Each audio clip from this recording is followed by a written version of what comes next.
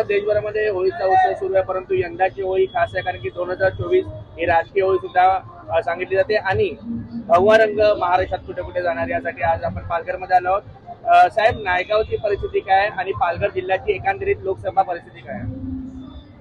सर्वप्रथम सर्वांना जय महाराष्ट्र। रंगपंचमी होळीच्या सर्व नागरिकांना लाख लाख शुभेच्छा। आता होऊ घातलेले आहे लोकसभेचे जे निवडणूक आहे, आमची चांगल्या प्रकारे इथे तयारी आहे।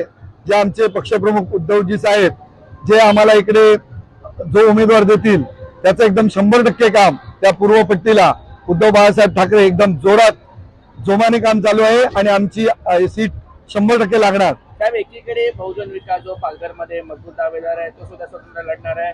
शिंदे गटांनी भाजपामध्ये बोलणी चालू आहे पालघरच्या जागेवरनं। अशा पद्धतीमध्ये आणि अशा परिस्थितीमध्ये ठाकरे गट किती सक्षम असेल?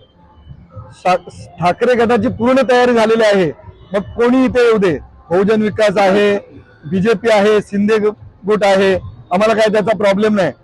आता सर्व जनतेला कळून चुकलेलं आहे की आता उद्धव बाळासाहेब ठाकरे शिवाय या महाराष्ट्रामध्ये पर्याय नाही आणि आमची सीट 100% 110% लागणार हे मी आपल्याला आज होळी निमित्त सांगू इच्छितो। 4 जूनला पालघरमध्ये भगवा रंग दिसेल का? 100% भगवा रंग दिसेल आणि अखंड पालघरमध्ये नाही संपूर्ण महाराष्ट्रामध्ये भगवमय वातावरण होऊन जास्तीत जास्त आमच्या सीट निवडून येतील एवढंच मी आज होळी निमित्त आपणास सांगू इच्छितो।